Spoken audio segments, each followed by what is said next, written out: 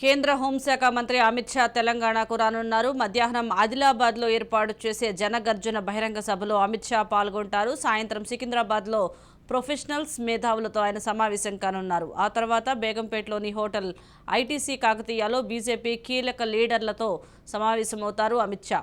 Assembly ఎన్నికల్లో party గెలుపుపై వారికి దిశానిర్దేశం చేస్తారు. ఎస్టీ నియోజకవర్గాల్లో గెలుపు కోసం అమిత్ షా సభను రాష్ట్ర బీజేపీ శ్రేణులు వ్యూహాత్మకంగా ఆదిలాబాద్ టౌన్లో ఏర్పాటు చేశాయి. రాష్ట్రంలో గిరిజన హక్కుల కోసం బీజేపీ పోరాడిన విధానంపై అమిత్ షా మాట్లాడనున్నారని తెలుస్తోంది.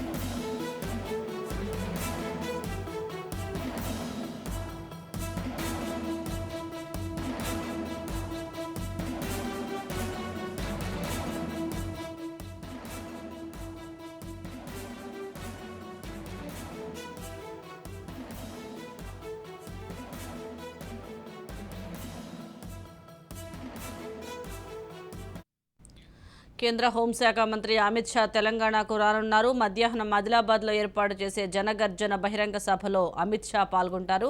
సాయంత్రం సికింద్రాబాద్లో ప్రొఫెషనల్స్ మేధావులతో ఆయన సమావేశం కానున్నారు. ఆ తర్వాత బేగంపేటలోని హోటల్ ఐటీసీ కాకతీయలో బీజేపీ కీలక లీడర్లతో సమావేశమవుతారు అమిత్ షా.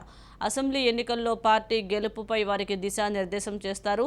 ఎస్టీ నియోజకవర్గాల్లో గెలుపు కోసం అమిత్ షా సభను రాష్ట్ర బీజేపీ శ్రేణులు వ్యూహాత్మకంగా ఆదిలాబాద్ టౌన్లో ఏర్పాటు చేశాయి. రాష్ట్రంలో గిరిజన హక్కుల కోసం బీజేపీ పోరాడిన విధానంపై అమిత్ షా మాట్లాడనున్నారని తెలుస్తోంది.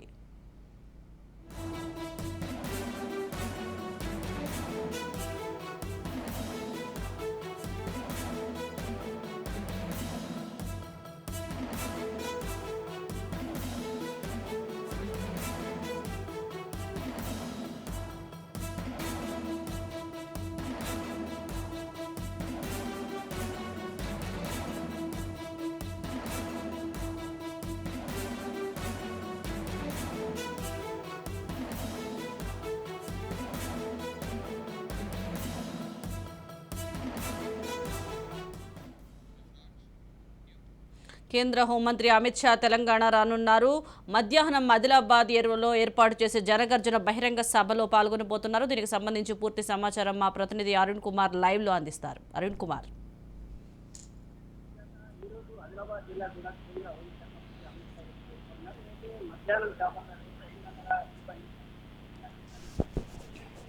ఎన్నికల షెడ్యూల్ ఖరారైన తర్వాత మొదటిసారి కూడా బీజేపీ పార్టీ కూడా భారీ బహిరంగ సభను కూడా ఏర్పాటు చేయడం జరిగింది. ఆదిలాబాద్ జిల్లా కేంద్రం రైతు కళాశాలలో కూడా ఈ బహిరంగ సభ దీనికి కూడా ఇప్పటికే కూడా బీజేపీ శ్రేణులకు పూర్తి స్థాయిలో అన్ని ఏర్పాట్లు ఏదైతే దాదాపు ఏదైతే ఆదిలాబాద్ ఆ పార్లమెంట్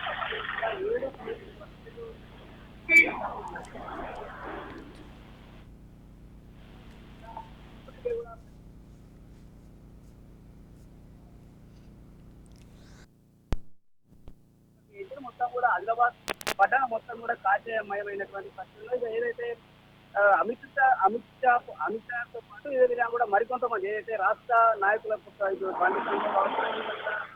రెడ్డితో పాటు రాష్ట్ర నాయకులతో పాటు కేంద్రానికి సంబంధించినటువంటి జాతీయ నాయకులు కూడా ఏదైతే అమిత్ షా సభలో కూడా పాల్గొనేటువంటి పరిస్థితుల నేపథ్యంలో కూడా పోలీసులు అయితే భారీ బందోబస్తు ఏర్పాటు చేసినటువంటి పరిస్థితిగా ఏదైతే మధ్యాహ్నం చేరుకున్నటువంటి అమిత్ షా కూడా భారీగా కూడా స్వాగతం పలికేందుకు కూడా ఇప్పటికీ కూడా బీజేపీ శ్రేణులు పూర్తి స్థాయిలో ఏర్పాటు చేసి సభను కూడా సక్సెస్ చేయడానికి కూడా బీజేపీ శ్రేణులు ప్రతిష్టాత్మకంగా తీసుకున్నారు. ఏదైతే ఆదిలాబాద్ జిల్లా కేంద్రం ఉంటే ఏదైతే కేంద్రం ఉండే కూడా అమిత్ షా కూడా ఏదైతే ఎన్నికల శంకరావాన్ని పూరిస్తారని కూడా తెలుపుతా ఉన్నారు. ముఖ్యంగా కూడా ఏదైతే ఈ సభ మొదటిసారి బీజేపీ పార్టీ ఎన్నికల తర్వాత ఈ సభ ఏర్పాటు చేయడం